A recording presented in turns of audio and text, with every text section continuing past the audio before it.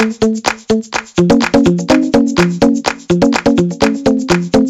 everybody. Welcome to La Lista, a Latinx writers podcast. I'm your host, Ruben mendive, and today I have an excellent new writer here for us to find out about, to learn their story. So I'm going to turn it over to my guests. I always have my guests introduce themselves, how they identify. So if you just want to give the listeners a little taste. My name is Angela Moore, also known as Angela Estela Moore. I identify as Latina. I'm Mexican American. You know, I start every podcast with this question is, where are you from? How did you grow up? Okay.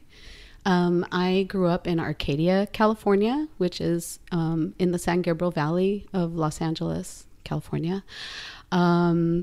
When I was growing up, it was a predominantly white upper middle class neighborhood.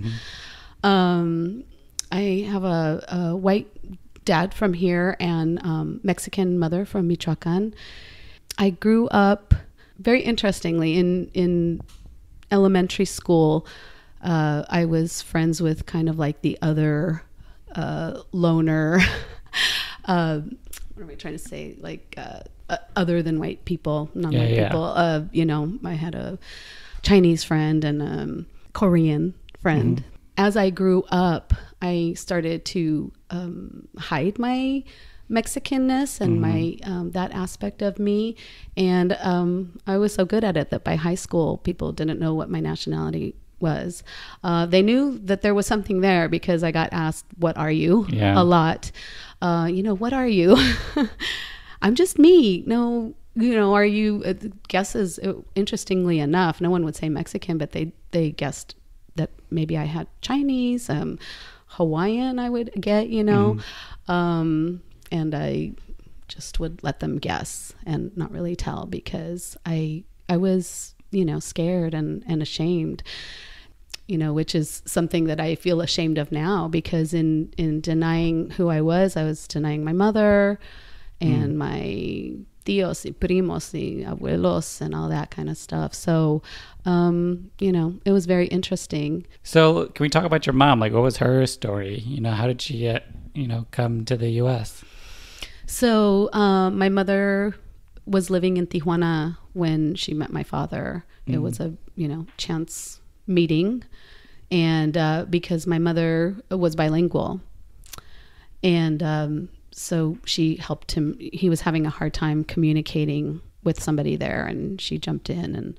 And so it sounds like a romantic story, but the romance didn't last very long. It was a very a relationship fraught with. I'm sorry. I think because of my nervousness, I'm having a hard time finding words. But it was very up and down. She fluctuated between being a single mom and married because he was in and out of the house. She'd kick him out, let him back in, kick him out, let him back in. Or sometimes we would leave and go live at my abuelo's house in Tijuana, So it was like that. My father, wanted a subservient wife.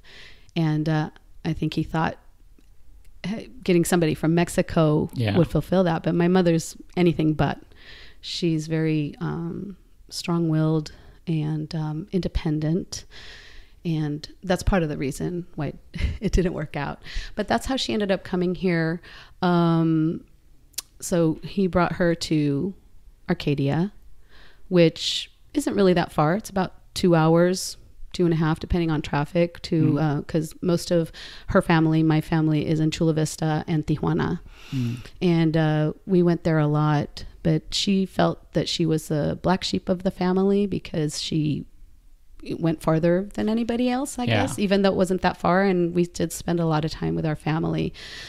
But yeah, that's how she came to be here.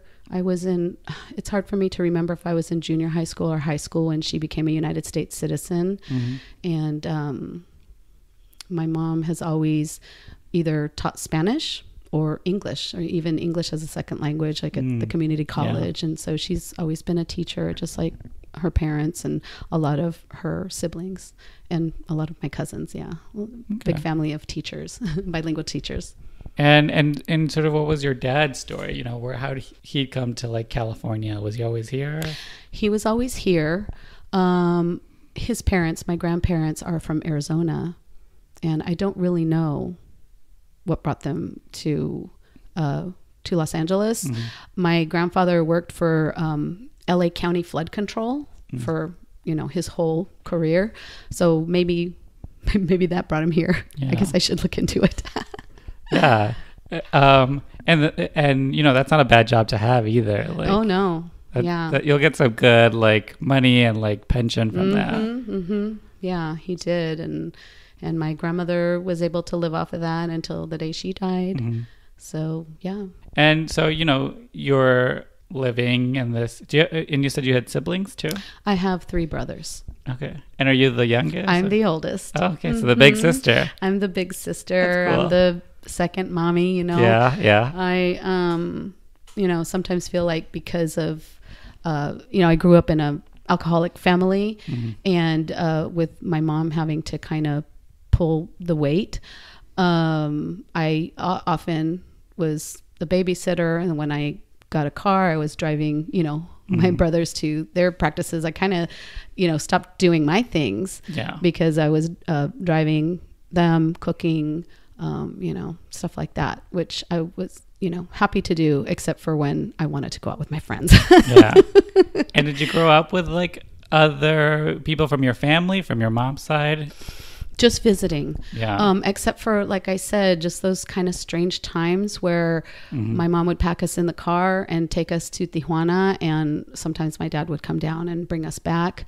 But the longest, I spent a whole school year, and it's really hard for me to remember if it was 3rd or 4th grade, but somewhere around there, I, you know, lived there for that school year. And it was in my my grandparents, their home was a school as well. So half of the house was a house and one of the wings was a school. And so my tia was my teacher, and you know, it's interesting. Yeah. And I am curious about like Tijuana, you know, as over the years, like how have you seen it change? How has it like, what is your experience of it? Well, you know, I don't visit it as much as I used to. My mom was living there for a couple years ago. And so I was trying to go once a month, and which was nice. She didn't live in the same area that my grandparents lived. She lived in a different part of Tijuana. So I remember one time, though, I went with some cousins and wanted to see the house where I spent so much time. But it was surrounded by a wall, like I want to say it was a 20-foot wall. I really don't know. Yeah. We have like a 6-foot limit here. No. So I couldn't see the yard. I couldn't see the house. I couldn't see how it had changed, except for that it had a big, huge wall around it. But it was very nostalgic driving around the neighborhood. And some things are the same, you know, driving around. We spent a lot of time in Rosarito. So things have changed, I guess, like any place. Things have changed and some things haven't. It's sad to see how a lot of businesses have closed there. It's very interesting to see how the gas stations have changed. You know, I've never seen so much American-owned businesses like McDonald's, you know, fast food and restaurant chains and gas station chains and all this kind of stuff. It's like, wow, I used to have to wait to cross the border to get my cheeseburger, right? My McDonald's cheeseburger. So it's, you know, very interesting to see that. Kind of sad too. So, you know, you talked about growing up, you know, in this sort of like middle class family. What was like your experience of like the town you grew up in, the school you went to, you know, because you were for the most part passing, you know, quote unquote. Yeah, definitely. So yeah, what was your experience to like, you know, your mom being an immigrant and your like Latinx identity within that whole world? I wasn't so aware of as a child. I mean, I wasn't as aware as a child of the bigotry that she experienced. I mean, I experienced too. I was, of course, called a beaner and a wetback and all that kind of stuff. And there was a lot of hiding. So I know because of the alcoholism too, us children were sworn to secrecy of like, you don't talk about this to anybody. You don't let them know what goes on in this house. And the other thing is my father, he also worked for the county. He was a computer specialist, you know, when computers were as big as your apartment. Right. So, he made a lot of money, yet at the same time, our electricity would get turned off. Our gas would get turned off. We wouldn't have food. My mother would have to go to the neighbor and say, I don't have enough food to feed my children. So, you know, as an adult, I looked that up and I found, I don't know if I remember the term, but it's like financial abuse or something like that, where, you know, because he wasn't, you know, she was a stay-at-home mom at that time, and he wasn't giving her enough money to run the home and raise the children, you know? So, and of course, growing up in a place like that, I remember that everybody had OP and Vans. I don't know if that's too far back because you're a lot younger than I am, but there was an OP brand, which is Ocean Pacific, you know, and then Vans. You know, people wore, and I would be like, Mom, I want these things. And she's like, I can't. And my mom would sew my clothes and I'd be so embarrassed, or, you know, we'd get hand-me-downs or, you know, get stuff at the Segunda. And I wanted the name brand things like everybody else. And then of course I couldn't tell people that we were living without, you know, with our utilities being shut off and stuff like that. So here I am, I'm in my 50s now, and I am still learning how to not be ashamed of who I am, and to be myself, just to and not care what other people think. You know, that's like a big lifelong journey for me. You know, who knows, probably for my whole life I'll be experiencing that, even though I am getting better at it. And I, you know, and a lot of that is just a reaction of, you're not what you're supposed to be. You're not you know, white enough, you know, rich enough, you know, your family doesn't look like other families, like, you know, and then we grow to be ashamed of that because we're trying to hold to the standard that, like, you know, maybe a lot of other families were having similar issues, but you wouldn't know because, you know, you were too embarrassed to talk about it. Right. Yeah. And I didn't want to, I mean, I wanted to obey my parents and not, you know, if I was told don't talk about this, I wanted to be a good girl, you know, and protect my family. So I guess I'm not now because I'm talking about it on the podcast. And so let's go into like your high school years. Like who were you in high school? How did people perceive you? Well, I really hated, I hated junior high school more than high school, and I still hated high school. I was drinking heavily in high school. I was ditching. I mean, I started actually drinking and ditching in junior high school. And, you know, maybe that was a part of hiding and being invisible. You know, I felt more comfortable if I was invisible, even though that's a lonely place to be. And I didn't like that. I guess I would rather be lonely than, you know, I don't know, be made fun of or be talked down to or whatever. So, and I considered myself a heavy metal chick. You know, I loved going to like the whiskey. There was in Pasadena, there was a place called Pookie's, which was an underage place that bands could play and kids like me could go. And so I liked to do that. I liked to go and party and go listen to rock and metal music and stay out late and then sleep during class or not go to class. But I also remember, and you know, I can't blame everything on others. I know part of it was me, but I tried out for theater. I tried out for the dance squad and all that kind of stuff. I never could get in, and maybe part of it was I was also very closed. So I didn't belong to groups. I had 2 friends. You know, had a lot of acquaintances, and thank God I had 2 friends. You know, that's a lot. If they're good friends. That's interesting too, because, you know, I felt like the same way in high school. Like, you know, if you pretend to be someone else, if you withhold, if you like sort of like hold things close to your chest, you think you'll be safe and people will like you better, but also like people notice that. Like when if you're trying to pretend to be somebody else, a lot of times other people can read that behavior. Like, this person's not being honest. This person's not being like open. This person's not like receptive. So it's sort of, you know, everything you're trying to do to control who you are and how people see you is also creating distance because they don't know the real you. So and probably just the fear of being rejected. So it's like, well, if I don't fully commit, then I can't fully be rejected.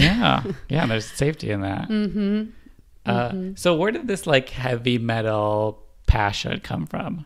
That's an interesting question. I'm a musician. My parents, I mean, I just grew up with music, was a very important part of our lives. My mother, I woke up and el radio was already on with the, you know, corridos and all that stuff. And my mom singing and harmonizing. And that's why I know how to harmonize was from her harmonizing to the radio. And then my dad had a very extensive record collection from, I mean, just everything, opera, musical theater, blues, jazz, everything but country. My dad's like turned his nose up at country. And so it was really funny because I would always tell people, I like all kinds of music except for country. And I was saying that because he said that. And then in college, somebody turned me on to Patsy Cline. And I was like, I listened to that tape back then, cassette over and over and over again, you know? And I was trying to tell my dad and he wouldn't even listen to it. I'm like, you gotta listen to Patsy Cline. And he's like, I hate country. So I don't know where his great distaste for that came from, but I do. There's some country I don't like because there's so many subgenres, right? Totally. But there's a lot that I do. But I just remember really loving, and he had a lot of rock as well. But I loved like Jesus Christ Superstar, which was, you know, a rock opera. Yeah. And then I was visiting an older cousin, and she had just bought Queen, A Night at the Opera, and she had Aerosmith Rocks. And I feel like there was one more, but those are the ones that stick in my mind. And when I came home, I was like, I have to buy those records too. And I did, and just listened to them. And I think just living relatively close to the Sunset Strip and going, you know, also my high school is known for, you know, or the area where I grew up, you know, Van Halen was huge. And it was like Pasadena, Arcadia, right? So that's where it started. And I don't know, I guess I fit in, you know, I used a lot of hairspray. I cropped the top. I don't know if you know about crop tops where it's like my hair was really long, but the top was cropped and I trained it to stand up. And I wore a lot of eyeliner. My dad called me a raccoon. Why do you want to look like a raccoon?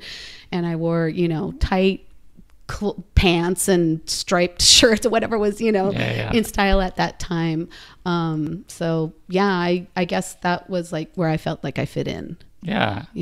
And sort of what was the crowd like then, you know? Like, did you see other people like that were Latinx? Did you make any friends with that? No.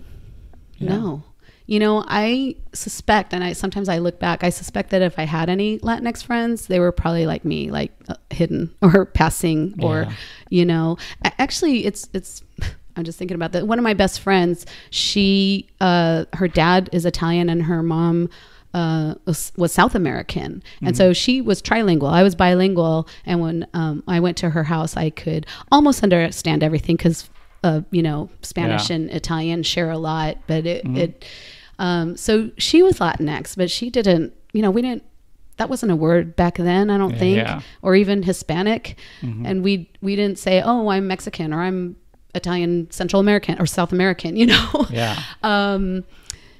Which of course, you know, when people talk about color blindness and why do you bring race into everything?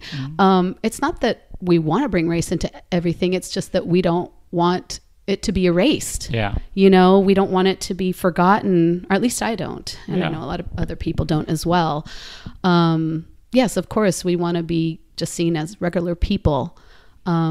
And not have a part of ourselves felt to be made wrong for that part of ourselves, or that, you know, it doesn't exist or it shouldn't exist, you know, so that we all can be this like monotone. Yeah. Because, you know, that whole thing of like, we just want to be seen as like regular people, quote unquote, Americans, quote unquote. Right now, that definition is very much like, okay, well, then you have to fit into our image of that. Yes. And it's like, no, we're asking to expand the image of what that looks like, you know? Yes. Well, it's definitely curated by white, cis, mostly white, cis, Christian, whatever else, male, right? Yeah.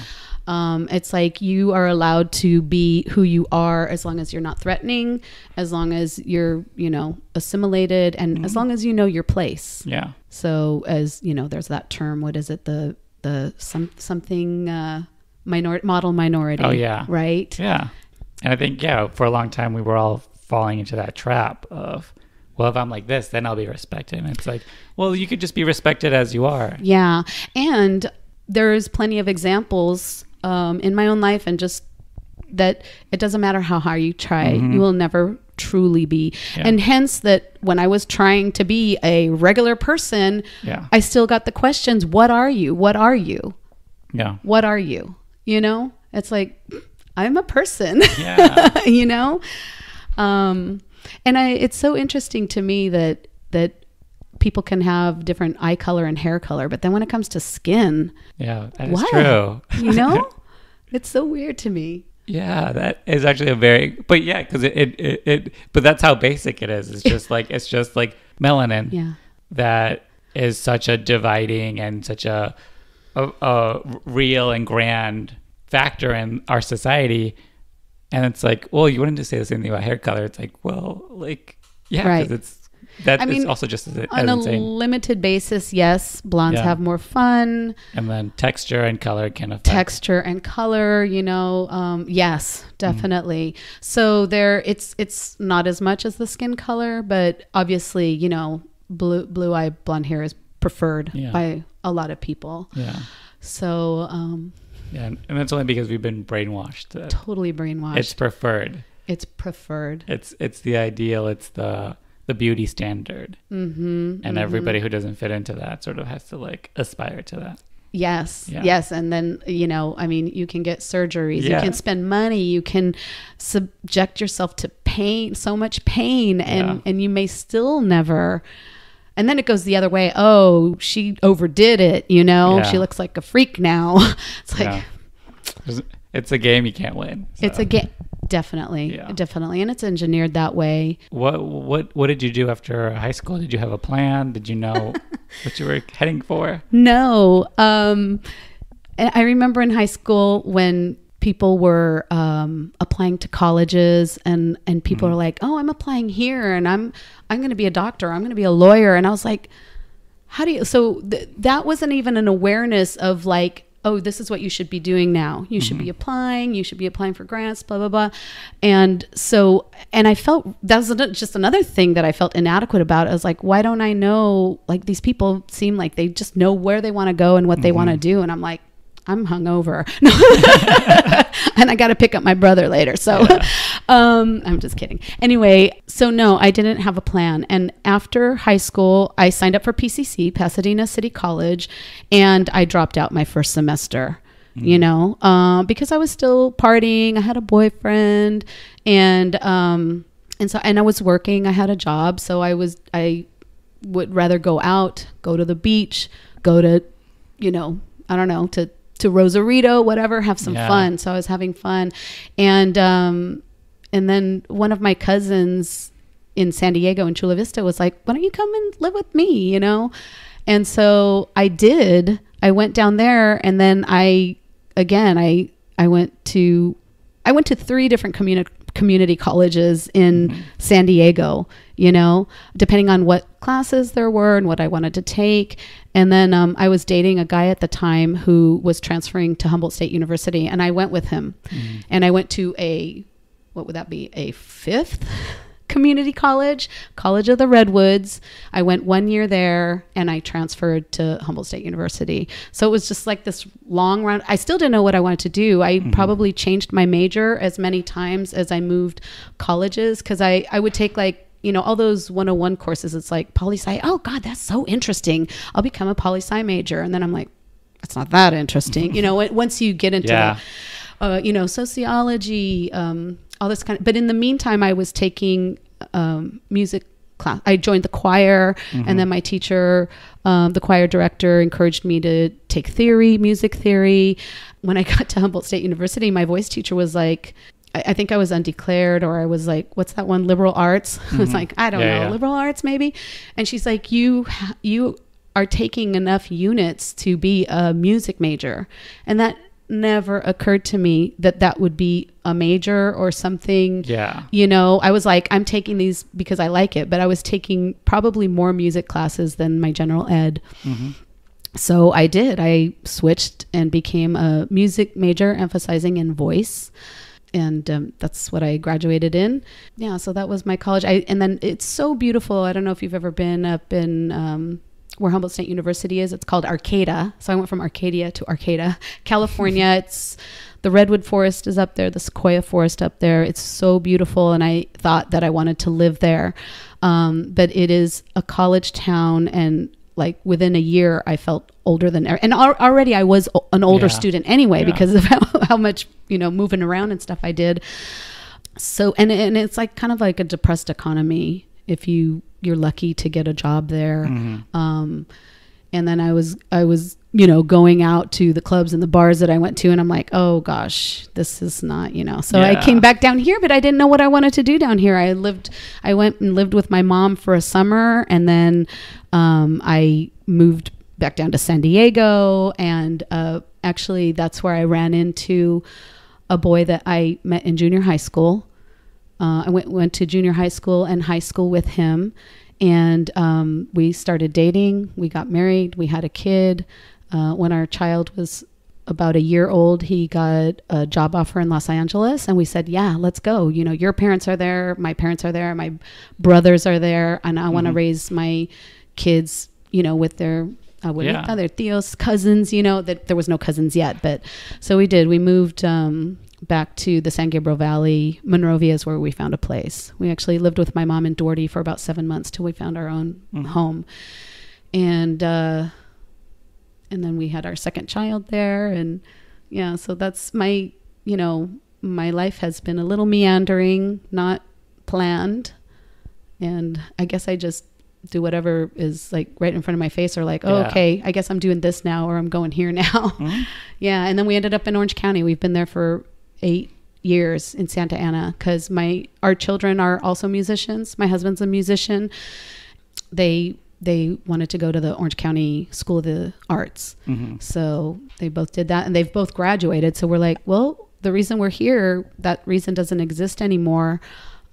Should we stay here? I feel sometimes pulled to go to San Diego because I loved living there and I have so much family there. I feel pulled to go to Los Angeles because I'm here all the time anyway, because of the theater that I do here. And then of course I love where I live, and I've become part of communities there as well. So, so we just decided that we would stay put until felt called to go anywhere else. Yeah. What had you been doing for work that whole time, up until now? Like how have you been paying the bills? So I was a stay-at-home mom with my kids. That's the example my mother gave me. And I thought that was the thing you do to be a good mom. And I don't believe that. So this is not a diss to working moms. It's just, that's the example that was given me. And I admire my mom so much, I did that. And when they were really little, I felt so consumed by being a mother and a wife that I started a group, and I called it Mom's Right. And I put it, I don't know if this website is still functional, but it was called meetup.com.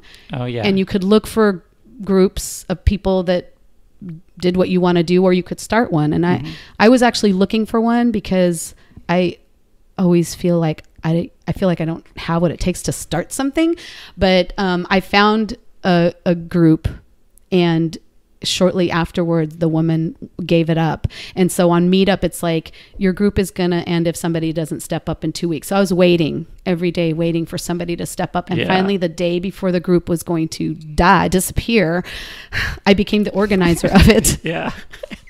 I didn't want to do it, but it was it was so good. I really needed that. And, we started, okay, we'll start with once a month, and then every other week. And then it became a weekly thing, like just these moms just hungry to get together. And, my kids were, as they grew up, they kind of became the babysitters. So a lot of times moms don't go somewhere if they don't have childcare, so my kids would take care of the younger kids. I mean, we were there. Mm-hmm. So if a mom had to step away to attend to their child, they could. But we got to write, and it was lovely. Yeah. And what motivated you to even join the group in the first place? Where did this need to find an outlet in writing? Well, it's interesting that out of everything I could have chosen, because I have so many things that I love to do, writing. That's an interesting question. I forget what was the thing that made me choose writing. Because when I was looking on Meetup, it's like I was going to, hiking groups, or just things just to get out of the house and do something where I wasn't going to take a child with me, or, have to pack up the stroller and the diaper bag and all that stuff. And I would go and, go on a hike, or go, to a writing group, or go to a singing thing. I belonged to a choir for a year. Mm-hmm. So I was dabbling in a lot of different things. And I guess I feel that, so I come from storytellers. I'm the daughter, granddaughter, great-granddaughter, niece of so many storytellers. I want to share those stories, because to me they're just so fantastic, and I love them so much, and I want to preserve them. So writing is one way to do that. And, I think it's definitely interesting, to speak to the group and the babysitting that have you ever found that being a mom and having kids and, having to worry about, because, you're a stay-at-home mom, so you have your own work and stuff you have to do around the house. Did you ever feel like that was an impediment to working? Because, I see just in general how women are definitely delegated most of the housework and the childcare. So if you don't have that covered, then you can't really do the other thing you want to do. Right. So did you find that was a thing you had to constantly have to juggle? So what I lacked is community. Mm-hmm. In a perfect world, a person wouldn't have to choose, because the world is a lot different too. So first of all, my mom moved away from her family. Mm-hmm. When I see, and obviously I'm looking from the outside in, but when I look at my other cousins and their parents and all that, it's like everyone lives near each other, and the kids could just walk to another adult's house and be taken care of, so if you're sick, if you are busy, if you're working, if you're anything, you have the support. Ideally, you have the support to do that, and hopefully not feel guilty, So where I grew up, my mother was working full time. My sister-in-laws, I didn't have one sister-in-law yet, but my mother-in-law was not working, but she volunteered somewhere every day. Yeah. So, and then I was like, I didn't want to just drop them off somewhere and, people that I didn't know. So we did, when the kids were elementary school age, one of my neighbors who I went to high school with her younger brother, her daughter came of the age where she announced, she's available for babysitting. And boy, did I take advantage of that. Yeah. I trusted her. Her family was right down the street if there was an emergency. So, I like that, but I didn't learn, and I didn't know how to, it's not easy for me to ask for help. Right. So if I don't have a built-in community that just offers the help, it's like, I tried to do too much. So I I came to the conclusion that our culture, and I don't mean the Latinx culture, but the American culture is not very family friendly. It's not child friendly. It's not mother friendly. And ultimately it's not father friendly either. So because we've been isolated and, communities, I remember I was reading a book and I don't remember the name right now. I think it was called something, Stopping at Every Lemonade Stand. And the author was saying that, before everybody, which has its goods and bads, but everybody went to church together on Sunday. The kids all went to school together. They played on teams together and all that stuff. And now it's like every single neighbor could be commuting 2 hours and just doing everything separately. And then, of course, came the homes where you drove into your garage, walked in through the home, and you never have to see or speak or have any kind of connection. And it's so unrealistic to expect one or two people to raise children on their own. You really do need community. You really do need a support system. And so I don't know if I answered your question. No. But I think you bring up an interesting point. I was listening to this podcast and they were saying how the majority of Americans live within 60 miles of their family. And they say it's because of childcare, because there is no affordable childcare available that they were talking about, like in the larger sense, then people can't really move to other cities, to other states to like follow a different opportunity. They're tethered by at least 60 miles of who's going to watch my kid. I can't make this decision because I don't know who's going to watch my kid if I do it. Right. And like that limits opportunities. And, I didn't really think about this childcare in general till my sister had her own kids. And, thankfully she has the means to, enroll them and everything, take time off to spend with them, have a nanny when she's not there. But until they're in school, it's really up to like families to be like, well, here are humans that you have to be accountable for, and we're not really going to help you with that. Right.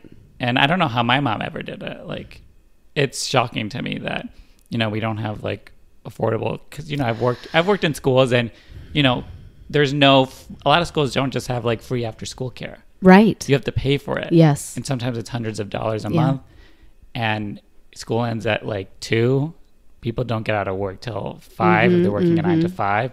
If they're working a different job, maybe till midnight. So the burden is on families to figure that out. And if you don't have the support system, then the burden is completely on you. Yeah. Which, it's definitely something you don't really think about unless, of course, you're a parent. And then and that's one thing, I really admire about communities, like usually there's minority communities who have like this strong support system and are there for each other. Not all, because it's easy to just get swallowed up in the dominant culture. All right, so I do want to go more into your writing. Okay. You're part of this Moms Write group. WRITE, not like right. Not the other, right? WRITE. Yeah. The Moms Write. Yeah. Because we got together to write and we were moms.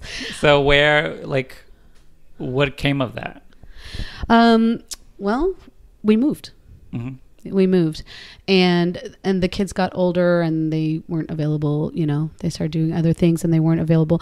So actually when we moved, I had asked somebody in the, San Gabriel Valley area to run that. And then I thought maybe I'd run a Orange County one. And so I tried to do that, but it's just, there was something that I couldn't recreate from the original one in my, home, the home that I had at that time. So, it just fell by the wayside, but I still have friends from that group, that I admire and I follow, what they're doing. And and sort of where did the writing pick up after that? So the writing, I didn't, I always feel like I'm really bad at doing things by myself, even like when I want to exercise or, I've tried doing things like I have a mat at home. I have, I don't know, when my kids were into Wii, I got the Wii balance board and all this stuff, but I really I do things best with other people. And so I didn't do a lot of writing. I still did like journaling and stuff like that. When I was, I don't know how many years ago, I want to say maybe 4 or 5 years ago, I saw an audition notice. And so I applied for it, and the woman the playwright, her name is Yolanda Mendiveles. She's from Orange County. She's done stuff in Boyle Heights with Chicanas, Cholas, y Chisme as well. Anyway, we became friends, and she said, I really want you to meet these people. And at that time, Chicanas, Cholas, and Chisme chose 3 of the short plays to make into short films. And so Yolanda said, do you want to help? And I said, sure. I have that weekend available. And so I went, and I just kind of did whatever was needed, craft services. I mixed the wine to look like, or I mixed apple juice and water to make it look like Chardonnay. Somebody had to look sweaty, and so I would spritz her hair and stuff to look messed up, know. So I'd never done that before, and it was really fun. And so then was the short play festival, including these 3 short films. And I went to that, and they said, if you like what you see here, no, they were having auditions. That's right. We're having auditions for our next CCC production. So I auditioned for that. And that was my first time acting with CCC. It was called Un Acto con Impacto. And boy, was it fun. And it was my first exposure to something like this, like a Latina all the time, the stories, the actors, the directors, the producers. I was like, where has this world been? Truly, all my life? And so I auditioned the next year, and then the next year I wanted to, because they're like, if you have stories, we have this. And I wanted to go to the class, and I chickened out. And then the next year I was like, if I don't do it now, I'm just going to chicken out every year. So I went to the workshop, and I wrote my first short play, and I directed my first short play. I wasn't going to, but then I was like, it's such a supportive community that they made me feel like I could do it. And Claudia Duran, I could just ask her any question, and she's such a great director and a great teacher as well. So of course I've been going back every year, and I've written 3 or 4 short plays with them, and I've directed 5. So anyway, that's when the writing picked up. I was acting, but through that I got introduced to Chicanas, Cholas, y Chisme, and I became a playwright. And of all things, I never thought I would do that. And my experience is very similar. I never really thought I'd be writing a short play. I never knew that something like Casa existed. So my experience was very similar to yours. I get there, and I'm like, where has this been? Yes. And I think that's such an extraordinary thing about, the community there, the support system there. Like, if you are a Latinx writer and you want to be called home, I think Casa is called that for a reason. Yes, home. And also how it's just like a great opportunity to like really do the work. And that is, emotionally, that is, intellectually, physically, how you want to put your work out there. This is a great opportunity. I'm very jealous of like Chicanas, Cholas, and Chisme, because you guys go there. Like, you guys write really like emotional stuff that like you guys are there like to like, listen, we're gonna tell you guys the truth. Here it is for you. Yes. And it's empowering, because it's like where else is this happening? I know. Even how you guys run it, how the whole team works together. Like, I'm jealous. Like, I was like, oh, they really are like, this is a thing made by a community. Yeah, it really has. It is a community. I was going to say it has that community feel, but it is a community.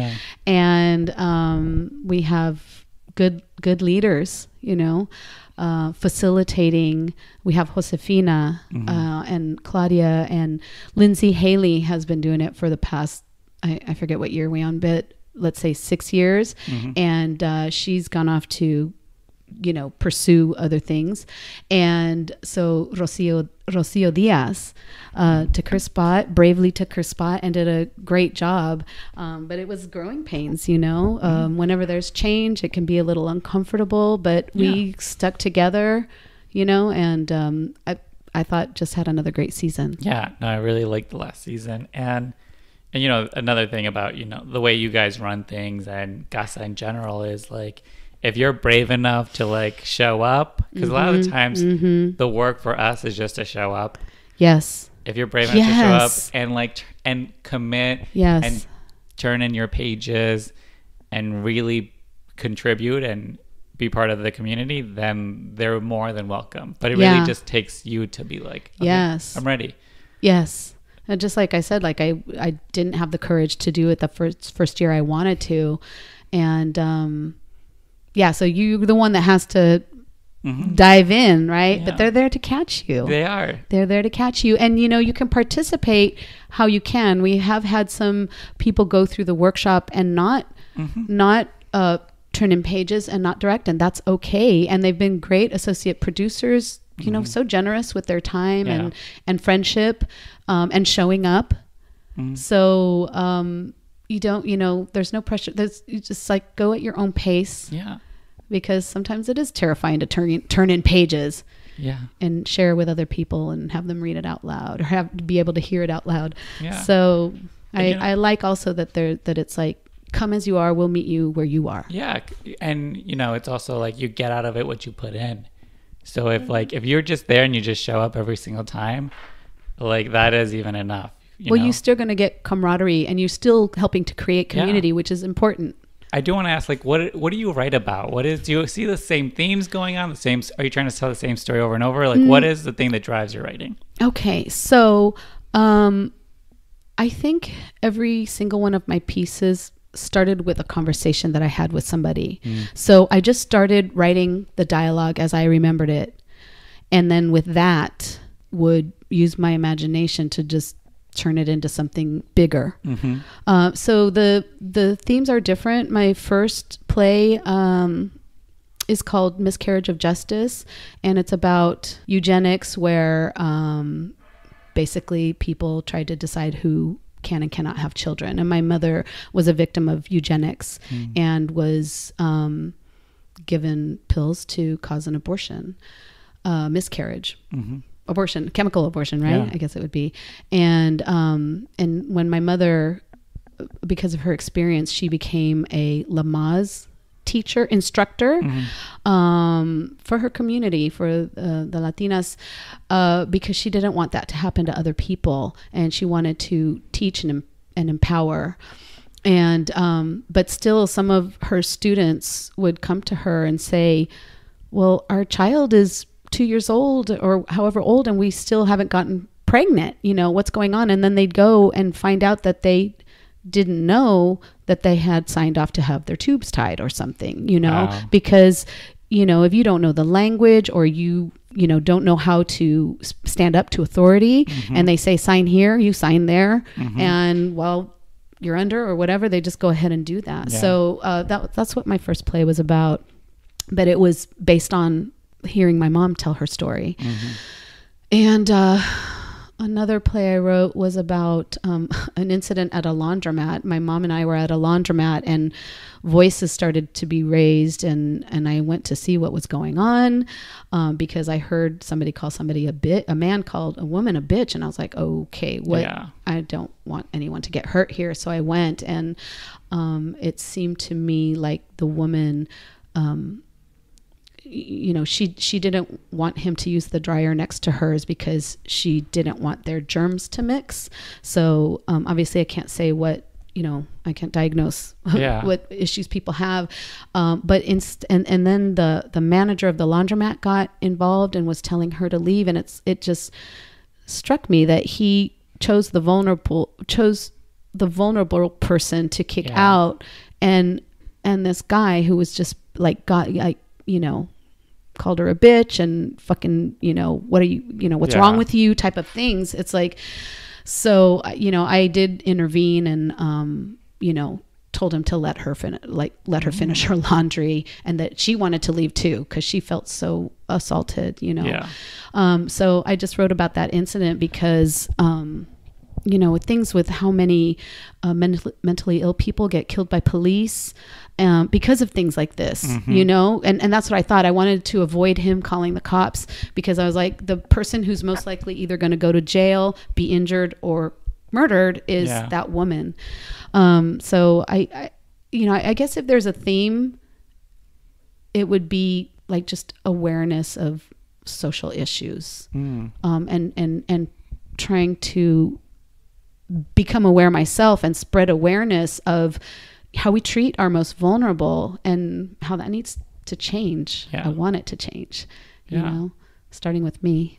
Yeah, because they say the personal is political. Yeah. And when people say they're not into politics or something, it's like, it's not like, sometimes politics isn't you voting or you protesting, or it can just be a interaction within two people that has consequences and are side effects of all the stuff that's going on around, decisions being made, policies being passed, that in that human moment come to a head. Yeah. And if we don't talk about that, then we're not really understanding how little interactions can, sort of ripple. I mean, they can have life or death consequences. Yeah. And something that just started. So, because another woman came in and she said, "Can you walk that way?" Like, she didn't want her to walk toward her or past her. And she was like, "No, I want to go this way." Like I was telling my mom, why did it have to be a power struggle? Go that way to the washer. There's, it was pretty, there wasn't very many people there. There was a lot of open washers and dryers. So it struck me that when she said that, the people were more adamant about being by her, when it could have been like just compassion of like, this woman needs space, I'll use the dryer over there. No big deal. Or also the other thing that came to my mind is that people tend to think the worst. Instead of going, oh, maybe this person needs space, they're having a bad day. It's like, who is she to tell me what to do? Like, I think he said something like, you don't get to tell me what dryer I get to use. It's like, really, dude? Yeah. Isn't that? So yeah, anyway. Yeah. Went off on a tangent. No, but it's true, I think we're such we're people in general of like emotion. So yes. And if somebody triggers something in us, we're quick to like, be like, nope. Yeah. But then the anger, everything comes up so quick for a lot of us, when we could just for a second be like, okay, something's obviously going on. Yeah. I'm going to like try to meet it, not with anger, but with like, how can I have compassion for this person? Right. Which I think work we all have to do. Yes. And just to take that breath. And even if we are triggered, to not necessarily have to make a decision or action based on that. Like, take the breath so that you don't react out of that place. Right. So I did want to talk about, the directing you do. You've directed a piece for Brown and Out. Yes, my first time working with Brown and Out. I've come to see Brown and Out, and so when I saw the call for directors, I applied, and I, was one of the lucky ones chosen. And what another great community. I just have enjoyed this whole. It ends tomorrow. Well, after this comes out, it will have already ended. But I've just met more wonderful actors, directors, writers, producers, audience members. Just more people in the community, which is so nice. Feels so good. What would you say to somebody who is like writing, has acted in plays, short plays, if they were maybe curious about directing also? Like, because you sort of said you fell into it. Yes. So Chicanas, Cholas, and Chisme, the workshop is a writing and directing workshop. So Lindsay Haley would teach the writing aspect of it, and Claudia Duran would teach the directing aspect. They were there to answer both because they have done both well. Yeah.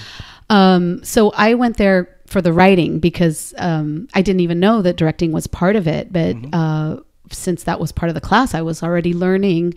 The first play I got to direct was Lindsay Haley's. I feel so honored because I admire her so much. So we had to write a director statement.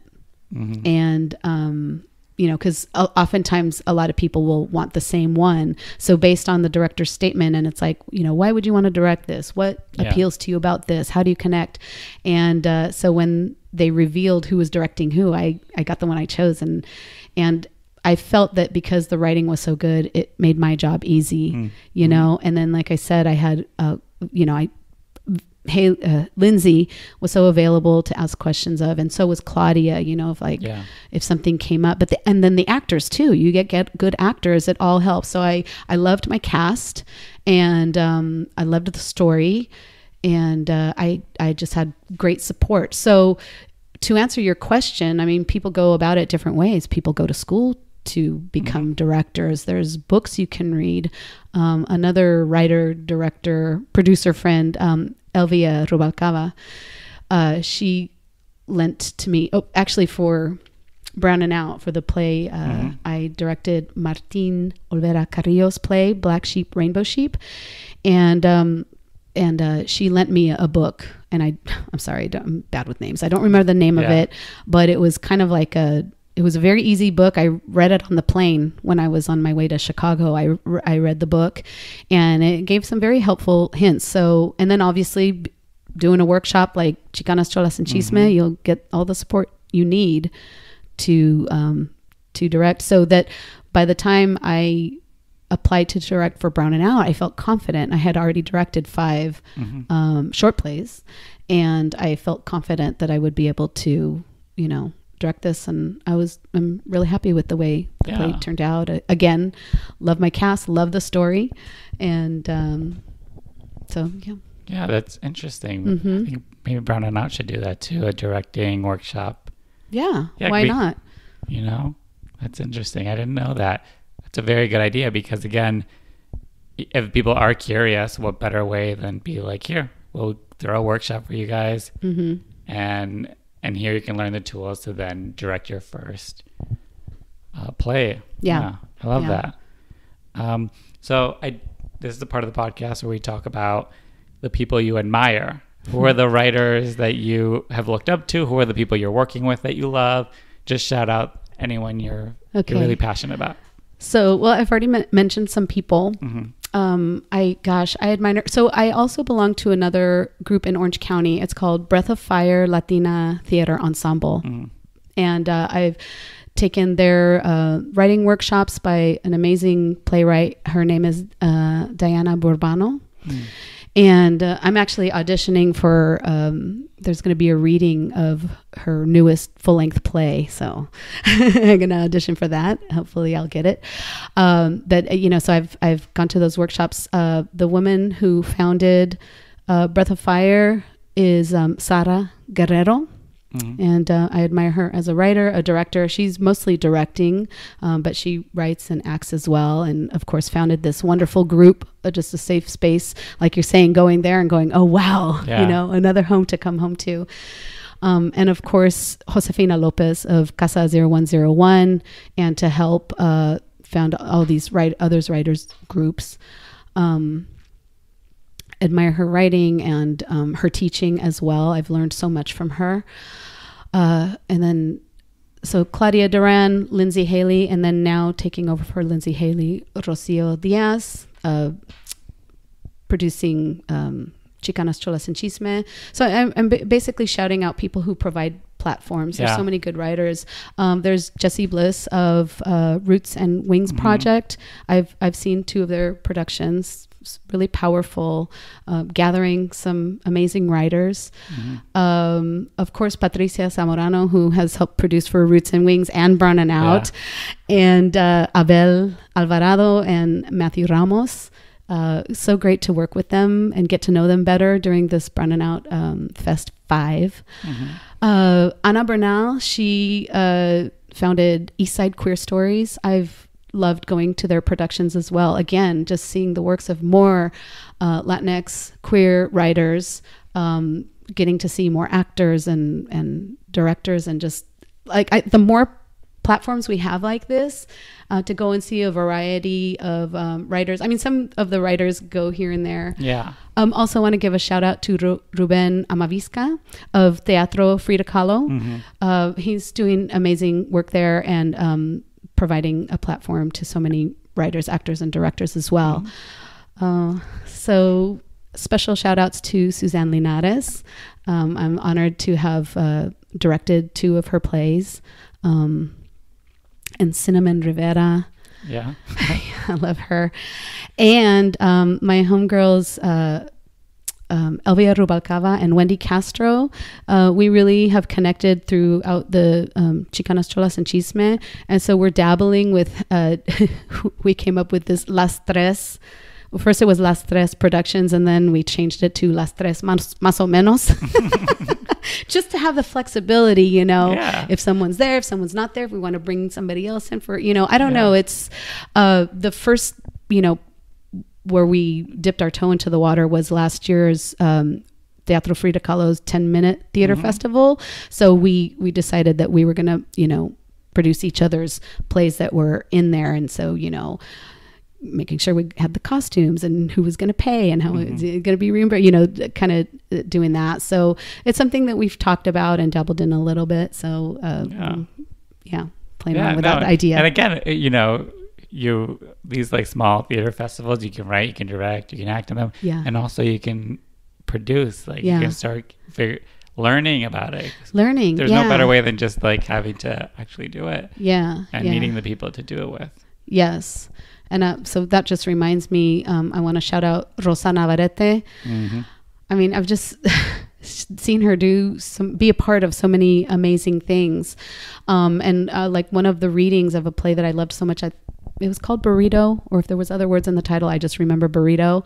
And it was in this cute little bookstore that I had never heard of or seen in Los Angeles. And it was wonderful. It was like people sitting down and standing and you're amongst books, but they did that. Yeah. You know, so people like that, they just really open up my mind and of possibilities, what you can and can't do with however much resources you may or may not have, you know? So, and she also, when she saw Patricia Zamorano's short play Matriarch, she was like, I see that as a film. And they just got it together and they created a short film of it, which was beautiful. And it screened quite a few places. You know, I got to see it at the Fullerton Museum Center. Oh, cool. So yeah. And of course I saw the live show a couple times at Little Casa and Teatro Luna West. Yeah. And this is the great thing about, you know, supporting these productions. You don't know what you'll learn just by showing up, to be like, oh, I didn't even know this was a space. And then talking to them, like, how did you guys rent this? Like, or like, oh, I love that actor, or who is this writer, or what's that film? Yes. A great opportunity to network. Yes. I know I hate that word, but it's like, but it's true. It's like you support each other's work and then you see the things that they're doing that you're like, oh, I also want to do that. Right, right. Well, I think it can be called network, and it also could just be called support group, you know, support group. Yeah. Not in the sense of like you go, like the therapy kind of support group, but a support system, you know, a system of people that, and that's the other thing too, when we're talking about balancing work, everything that we do, and self-care and just time to like veg out. If you are part of a community, part of a support system, that when you're taking your downtime, there's people that are still working. And when they're taking their downtime, you're, you know, it's like, you can't do that when you're alone or two people or, you know, so when you have that support system, it's like, don't worry, take your time to get your shit together or to heal or to whatever, or to prevent, you know, burning out. We got this. Yeah, that's a good point. See, I learned something every episode. Thank you for that. So I do want to ask, you know, where are you with your like Latinidad now, you know? So it's funny. I was thinking about that, and I thought I spent part of my youth trying to hide it, that I'm like, all I want to do is think about it, talk about it, express it. And, you know, being a part of it. Like I said, I had never been a part of like CASA or CCC or Breath of Fire, and it's like it just feels so good to be part of those spaces.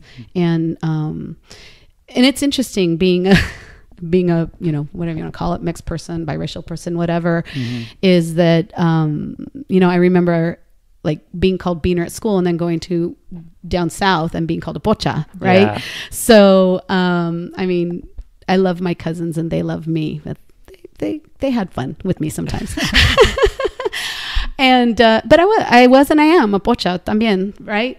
So I've always, really what I'm struggling right now is coming to terms with my white side. You know, because where before I was trying to hide my, you know, Mexican side, now it's like I've toned down the white side. It's like, you know, and what's interesting is I was with a group, I'm not going to say which one, but when when the elections happened, and people were upset, people were crying, people were angry, people were like plotting, people were stunned into silence, and you know, so some people were like, we need to go riot. No, we need to, with love, you know, all this kind of stuff. And then, you know, somebody said, the enemy is amongst us, and pointed to me.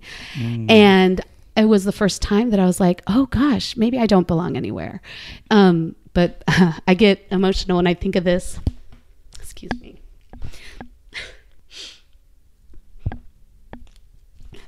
But Lindsay Haley, she's like me. She has a Mexican mother and a white father. Yeah. And she came up to me and grabbed my hand and said, I am half white too, or something of that. I don't remember what she said. Like, I'm like her, or she's like me. And, you know, it's very interesting. And the thing is that it's like, I don't blame that person for saying it. I blame white supremacy. I blame, you know, this dominator culture that we're a part of that, you know, doesn't always value collaboration, cooperation. It's all about dominating, and it creates distrust amongst people, and feeling unworthy, not belonging, you know, whatever the correct words are to use. So navigating, you know, but I'm at the age, like I said, I'm in my 50s. I'm at the age where I just want to be me, and I want to love who I am, all of me. And it's been really hard. I mean, my white great grandmother called my brother the N-word because he, you know, if he allows his hair is it like a fro, and you know, it was summer, we'd get darker in the summer, and she either had dementia or Alzheimer's. I was too young to really know what it was, but she thought she was living in the past. She's from the South, and where people had to keep in their place. So she said, what's that, you know, person doing in the house? And somebody said, well, that's your great grandson. So, you know, I heard somebody read poetry one time at a open mic, and she was talking about how her insides were at war, were warring. You know, her white part and her brown part. I forget what her nationality or her background is, but I just connected with it. It's like, you know, but I'm tired. I'm tired of fighting inside, you know. I just want to be me, good or bad, you know, and just accept who I am, where I come from, you know, what my ancestors have done or have had done to them. Yeah. I have a poem too where I talked about, you know, I come from this land, my mother's land, that was stolen by my father's land. I mean, it's just the way it is. Yeah. Right. Yeah. Did that answer your question? Yeah. And it speaks to us as a community and the damage that like white supremacy has done to us. You know, you don't even have to be part white to still feel like you're not Latinx enough, Mexican enough, you know, like everyone I feel like at some point feels that way or has had that said to them. Yeah. And it's like, it's damaging to our own people, because It is. and that's sort of why I wanted to also start this podcast, is because we need to expand the definition of what it means to be a Latinx person. And as long as we're calling each other out and policing each other, we're working on a definition that isn't even created by us. You know? Of like, you're not this because of that. And it's funny because I've learned just to talking to so many people that a lot of people are half white, and it's crazy to me because I you just know when someone is part of your community, you know, the traditions are the same, the mannerisms are the same. So to me, a lot of times I'm not finding out till I'm talking to that person, and it's just like, well, yeah, they're like, that's our people, like right. We all still have that in common, and we may perform it differently, identify differently, come from a different experience, and which feeds into how we identify. But at the core, we are still the same people, and that's why people, when they come to see our shows, are like, oh my God, that's my family. Yeah. That was my tia. That was my abuelo. You know, so we, like you said, we might come from different geographical locations, speak different languages, but we recognize each other in our work. Yeah. You know? Yeah, that's important, you know, because it speaks to the complexity of who we are as a people. And the longer we fight that, the more we're divided, you know? Yeah. And yes. And that's the thing. And I was going to say, you don't have to be half white. There's colorism, right? There's, you know, even Latin and Central and South America was colonized. So there's, you know, the indigenous people and the European, and, you know, a lot of people are mixed, but it's also the same, like the lighter your skin, you know, your eyes, the light, you know, whatever, the more European you look and act, even within our communities, it can be unconsciously upheld. Yeah, you know, we're so busy policing each other on who, if we speak Spanish, if not, if we're white enough. But meanwhile, we're constantly within our own community supporting, you know, like a person who's got lighter skin, like that. Like we are, like I don't understand why we're punishing each other for not being this one definition of Latinx people, and then in the other, at the same time, you know, perpetuating the same, you know, Eurocentric ideals in our own community. Even just the word Latino, Latinx, it points to the European roots. It doesn't have anything to do with the indigenous. You know, it's based on what the Latin languages, the Romance languages, which is the Spanish, French, Portuguese. So even that, I mean, sometimes you got to go with the best you have.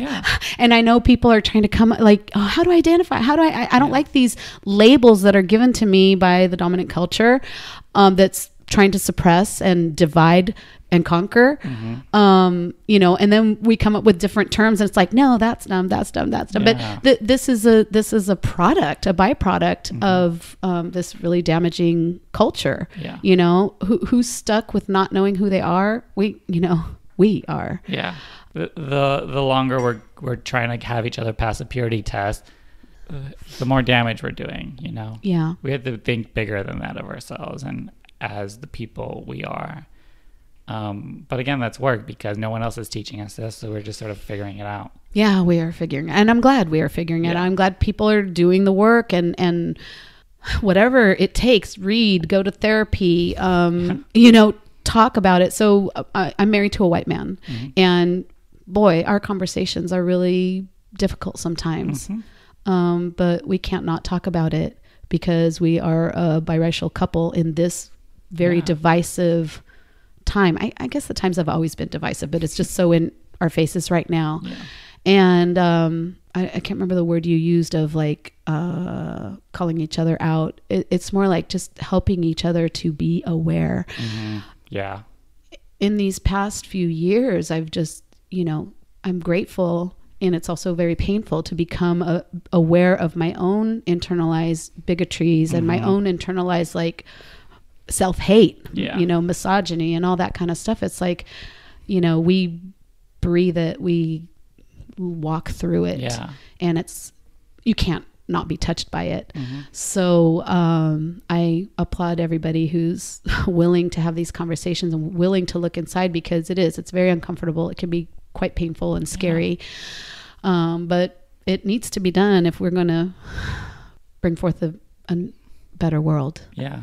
Again, we call each other out for stuff, but we all have work to do. Yes. And I think we should spend more time concentrating on that than telling it. Because again, it's like when I'm ever triggered by what somebody else is, and I've had conversations, with my boyfriend and stuff, it's very much knowing that we're coming from two different places and that we've never really talked that out and been like, oh, this is where the complete disconnect is in our own experiences.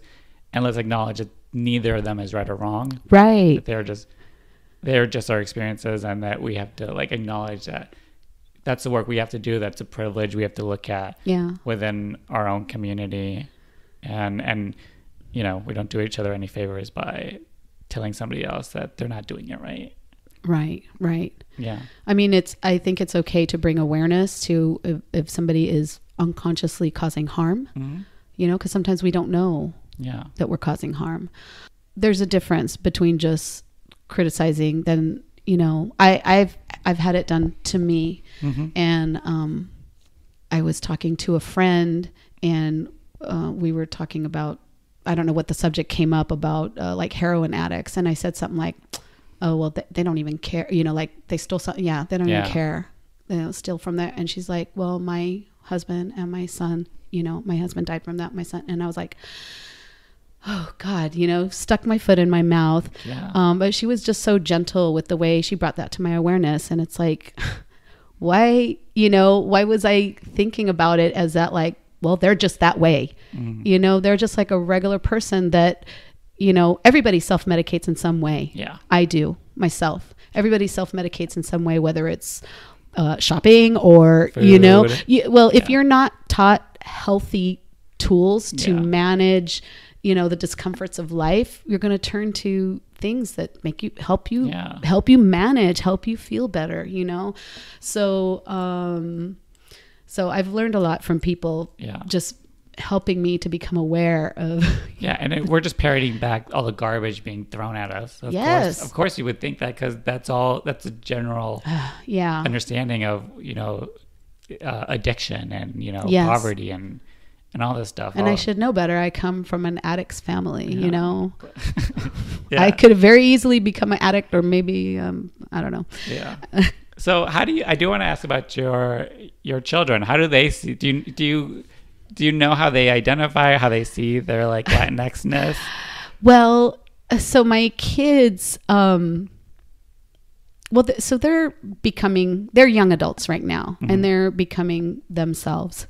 So basically what I told them is, because we've talked about privilege. I have one darker skinned son, one lighter, one blonde, one brunette, And so even in the same family, there's different, but but even with that, we still have privilege with like educational privilege, socioeconomic privilege, blah, blah, blah, all that stuff.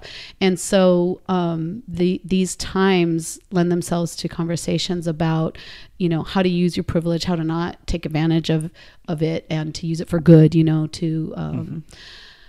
but I remember one of my sons was like, well, I'm white. And I was like, okay, because what can I say as, you can't identify another person. But basically I just said, your heritage is here if you ever want to claim it.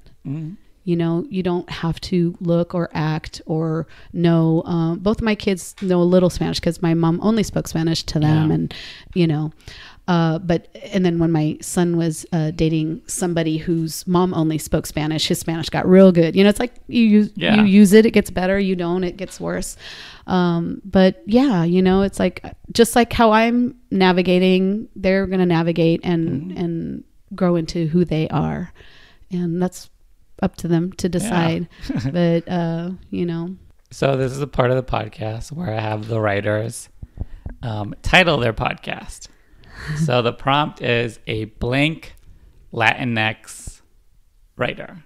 So you can add more words, you can jumble them around, whatever feels to like the conversation we've had, how you identify, the work you do, just all of that. And I also use this to like as a tool to recruit more writers who haven't seen themselves reflected or who do see themselves reflected and want to listen to the episode. So just before I title this episode, because one of the words I chose was bisexual, and we didn't talk about that when you were asking me how I identify. And I think part of it is that I'm married to a man, and we've been monogamous, or I'm in a monogamous hetero marriage. Is that what you would call it? So I've always felt like it's just like with my racial identity. I have a hard time claiming things that I just like feel I'm not going out there living that, Yeah, you're not this enough. You're not, So, but in titling my piece, I feel like a biracial, bisexual, bilingual, BICOUNTY, LA and Orange, binational. I'm actually a citizen of here and Mexico. I don't know if there was any more, but I feel like I've always had one foot in each world of a lot of things. And it's been a source of pride, and it's also been a source of pain. And I feel like I'm just continuing to figure out where I fit in all of this. And it's funny because I wrote a play called Breaking the Binary, so I just used a lot of bywords, which is limiting, but that's where I am right now. So yeah. And I think that's great because it doesn't matter where the writer is or where they come from, they always feel like they're straddling two worlds. And I think we should give power to that and acknowledge, because if someone says like, well, you're not this, it's like, well, you don't know the journey I've been through, how I got to be here, to identify that way and be proud of it. And I think so much of the time we do the work to ask people to prove it, when it's just like, well, this is who I am, this is how I identify, like that is enough. That is everything you need to know. And I think I'm working toward being okay that there's going to be people who don't accept me for who I am, or don't like me the way that I am, and I just want to be able to let that be and appreciate the people who are around me, the people who want to be around me, the people who appreciate me and love me just the way I am, that I don't really have to be any different, to be called a friend or a hermana or whatever. Right. So that's. And I've had like other bisexual women on the show who are in a long-term relationship with a man. And, I've had to explain this to my own friends, the people in our own community, that like sexual orientation is, and it's something you identify as. It's not something that you have to be practicing. Right. And it's also something that like your membership doesn't expire if you haven't done it in 2 years or something like Well, it's really funny because I'm going through the great change of life, perimenopause. Maybe I'm in menopause right now. I don't know. You have to be in it for a year for it, whatever rules.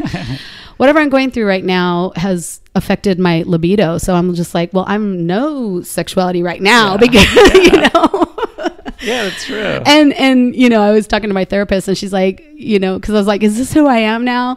And she's like, well, really, you don't know. It's like once everything calms down, the hormone, like I'm in transition right now. And so once I don't know, settle into this after childbirth ready person or phase of my life, it could be there, but it might be different, might not. I don't know. I'm not even going to try to guess. I'm just going to, I don't know, enjoy it when I get to it. And also not attaching a woman's sexuality to if they can reproduce, Right. And I mean, just even talking to my husband, it's like, because this is like the fear of like, well, you didn't give to him, they had to get it somewhere else. I mean, that's like part of every movie, TV show, whatever, right? And he's just like, that's not all you are to me. And there's other things that we can do. And, so it's great actually to be able to talk about. I wish more people could talk about it. Because we live in a culture that dismisses women who are not, sexual or childbearing. So once you're beyond that, it's like you're useless, right? And when I started going through this, it's like, oh my gosh, I'm having these hot flashes. I've heard of hot flashes, but there's where is the support? Where is the resources? Where is the like, oh, honey, it's okay. And then since my she didn't go through that because she didn't have her uterus, right? So I didn't have that example to be like, oh, this is a normal thing that some women go through.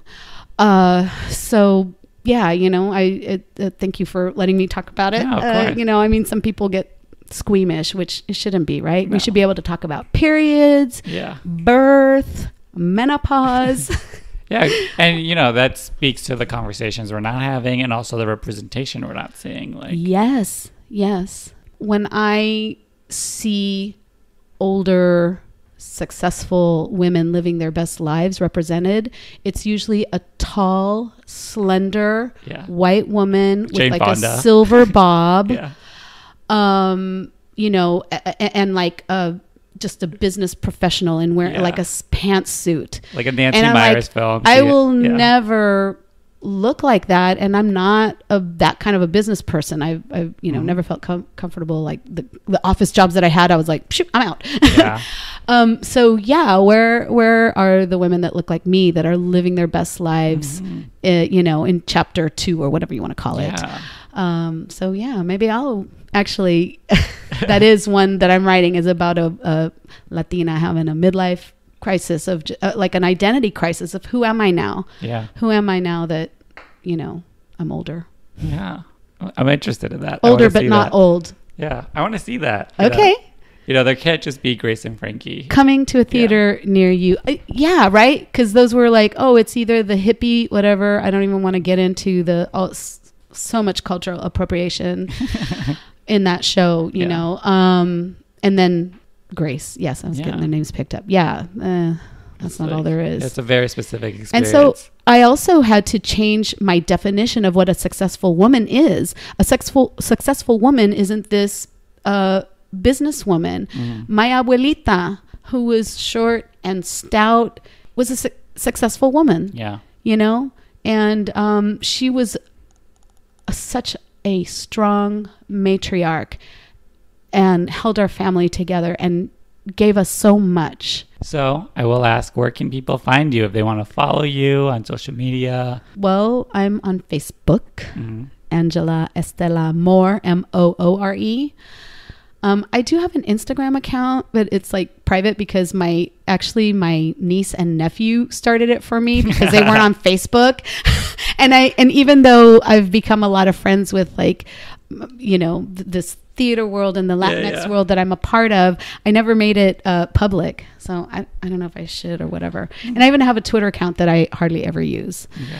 So, I mean, if you want to be my friend follow me on Twitter and I'll follow you, then maybe I will use it more. But it's like, I basically use Twitter to get a lot of information or to a lot of education because I'm following so many amazing people and organizations on there that just, that I learn about the rights of the disabled, of, Muslims, of, Black people, of just, Twitter is actually immigrants. Very, very good for that. Yeah. And I think most times people are just shouting into the void because I always tell this about like allies. I'm like, don't tweet, retweet.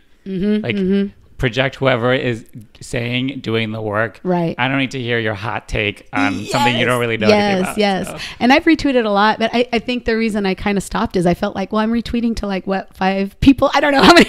Hey, listen, it only takes one person. Right. Yeah.